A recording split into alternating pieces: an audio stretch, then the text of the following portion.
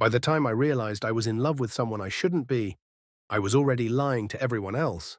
And worse, I was lying calmly, like it had always been part of my routine. I used to think my life was steady in a way that didn't need explaining. Not exciting, not tragic. Just fine enough. I had a job that paid the bills and didn't follow me home too aggressively. I had a partner who knew my coffee order and my bad moods and still chose to stay. We talked about vacations we never booked and dinners we cooked on autopilot. Nothing was on fire, nothing was falling apart. I told myself that meant I was doing something right. My days ran on a loop: wake up, commute, work, home, repeat. I didn't question it because I didn't feel like I had the right to. Stability felt earned. Boredom felt ungrateful to name out loud. I thought this was what adulthood looked like when you weren't messing it up. And then there was the office. Fluorescent lights, shared calendars, half-listened meetings. People who knew just enough about my life to ask polite questions. It was a place where nothing personal was supposed to happen. Which is probably why it did. I noticed them the way you notice a change in weather. Not all at once, not dramatically, just a slight shift. A coworker assigned to a project with me. Someone who laughed a little too honestly during meetings. Someone who stayed late without complaining. We shared complaints about deadlines, then jokes about the complaints. We figured out we liked the same obscure snacks from the vending machine. It was nothing. It really was nothing. At first, it felt almost professional how comfortable it was. We worked well together. That was the story I told myself. We communicated clearly. We anticipated each other's thoughts. We made the workday feel shorter. That's all, except comfort has a way of slipping. Conversations started drifting past work. We talked about stress, about feeling invisible, about the version of ourselves we didn't show in meetings or at home. I didn't notice the shift when it happened, only later, when I realized I was looking forward to those conversations more than I looked forward to going home. We started eating lunch together, not every day, just when schedules aligned. Then it became a habit we didn't acknowledge.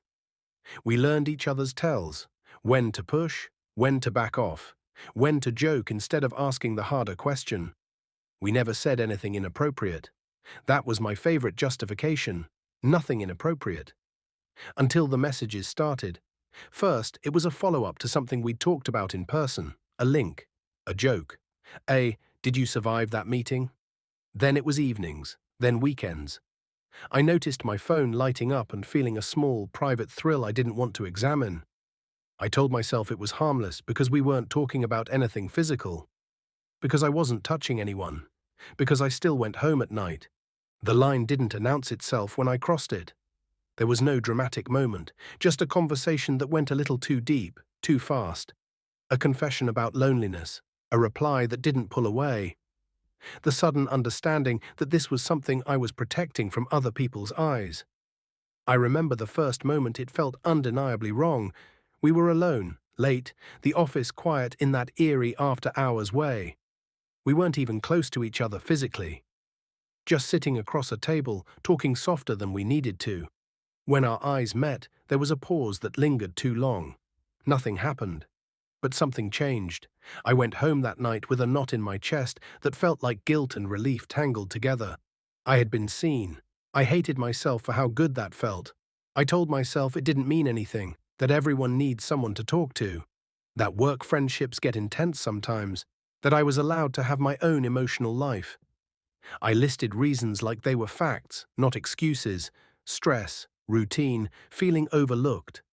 I convinced myself I was managing it responsibly.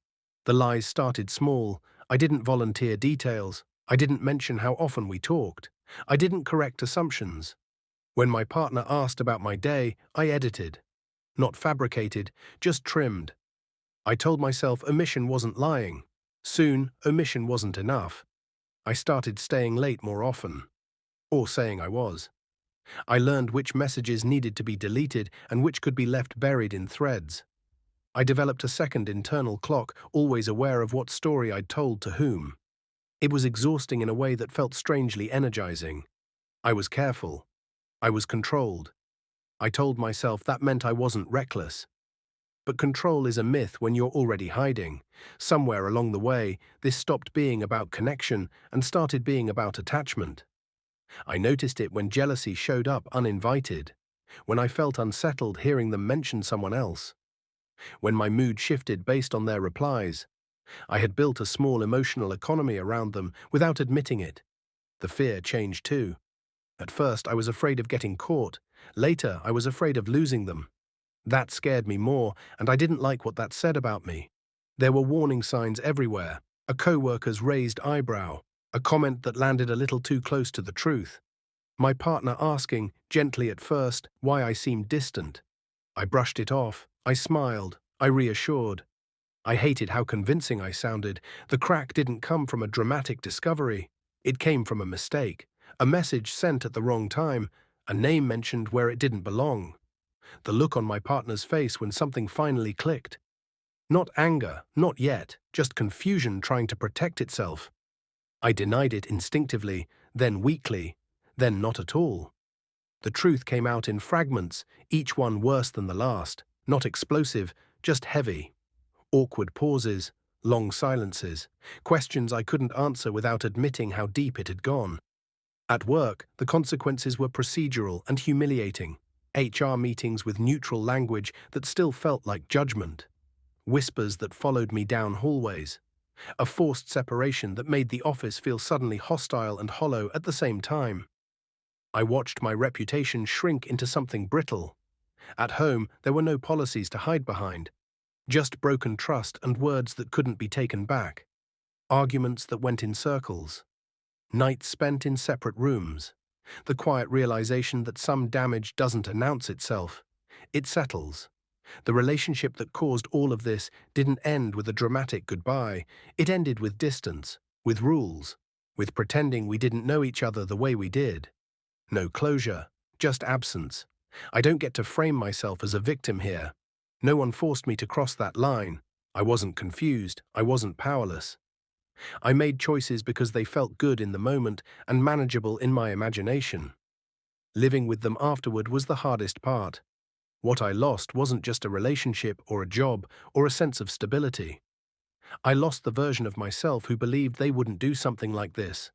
I learned how quietly you can dismantle your own life while telling yourself you're still in control. There's no lesson that wraps this up neatly. No redemption arc I can offer. Just the truth. Some loves aren't meant to be fought for, not because they aren't real, but because of what they cost. And some lines, once crossed, don't leave visible scars, just a permanent awareness of what you're capable of losing.